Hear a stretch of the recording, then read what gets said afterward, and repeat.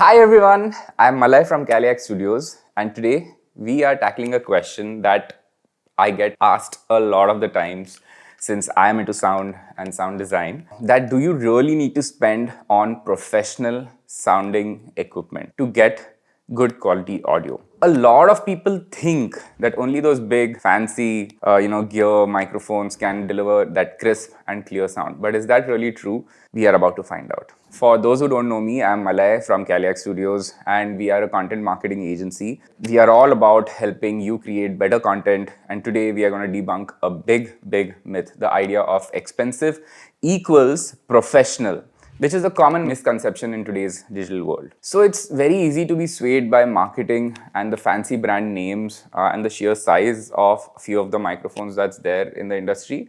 But if you just look at them, right, like they're huge. But the truth is, a microphone's price doesn't automatically guarantee amazing quality audio.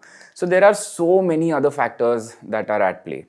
As a content creator, I know that many of us are trying to create the best of content we can with limited budgets. So we need to be smart about it, right? So let's find out how to achieve that professional sound without breaking a bank or like spending way too much, especially on your initial gear, especially when you're just starting out. First, and perhaps the most important thing is your room. It's your room acoustics. Even the best of microphone will sound not so great. If your room is poorly treated, it will sound reverberant. There will be a lot of reflections. Some of you think that like being in the bathroom probably is like a great way of recording audio, but that's not true. We need something which is dry signal, which means the room which is full of things, like, right, or recording under a blanket, or just a well-treated room. Imagine you have a great voice, but the room makes it sound like you are in a cave.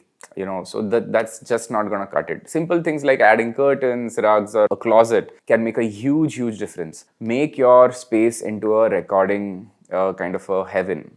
Second is the microphone technique. How you use your microphone is very crucial, right? The distance, the angle, and the speaking volume, all of these things matter. If you're too close, you'll get those poppy sounds, like bop, bop, bop. And of course, practice makes everyone perfect.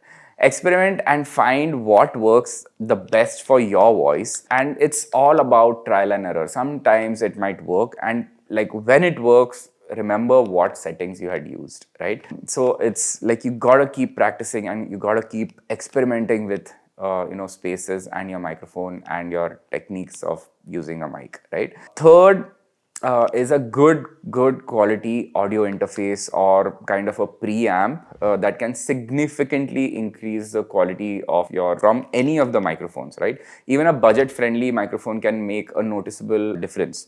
It's like giving a microphone like that little boost.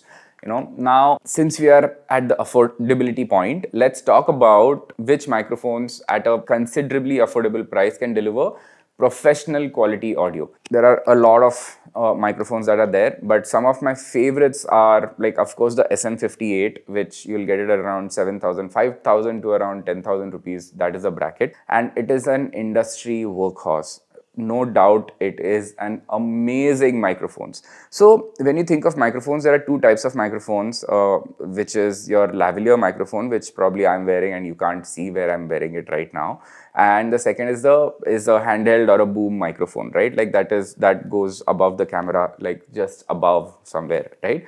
So I am wearing a lav mic. So in lavalier microphones, basically what is good quality mic? I am using a Rode. So previously there used to be Sennheisers G4, G5, which were really expensive. But the output right now, these microphones do the same work for me, and they are a little expensive, around 25,000. But now you have very affordable options. The one that I just bought is Hollyland Mark II, and they have come up with a mini model which is a Mark IIs. Both these microphones are amazing and they are at around 10,000 rupees. This is a great starting point, guys, especially when it comes to audios. Another very good and affordable mic that I got for podcast was the FDUCE. I don't know how to pronounce it, but it's FDUCE, right?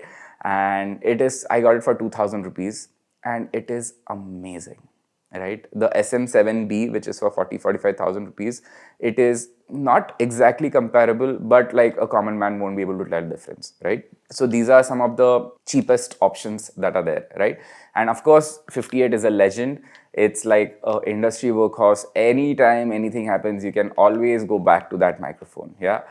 So all of these microphones are great for beginners and experienced creators alike, right? So they offer excellent value for money. Like, and trust me, I've been using all of them. Now, let's listen. If you can tell the difference between an SM58 and and the one which I bought, which is the F-Deuce, right? So F-Deuce is around 2,000 rupees and the 58 is around 8,000 rupees. But I'm sure it's so difficult to tell which microphone is which, right? Often the difference is much smaller than you think, you know. Sometimes the differences that are there are very subtle. So the myth is debunked. You know, you don't need to break the bank to get professional sounding audio. Just focus on the room acoustics, microphone technique, and using a good audio interface, and that should do the job. And a microphone that usually fits your needs and budget. You know, don't let the budget constraints hold you back from creating amazing content. Content is priority, right? So think of 58 versus the 2,000 rupees F-Deuce. You know, as an end consumer, are they going to really notice that difference? Okay, this is the microphone that that is being used. I really doubt, right? Because it's going to give almost a similar quality. It might be perceivable for like audio geeks, but not to the end consumer, right? And your audience is the end consumer, like the general public which is out there. So if you found this video helpful, please give it a like and subscribe to Caliac Studios and share it with your friends or family. Leave a comment down for more such videos, and which according to you is your favorite budget microphones. If you have any other questions. And also, last but not the least, thank you so much for watching, and I'll see you next time. Bye.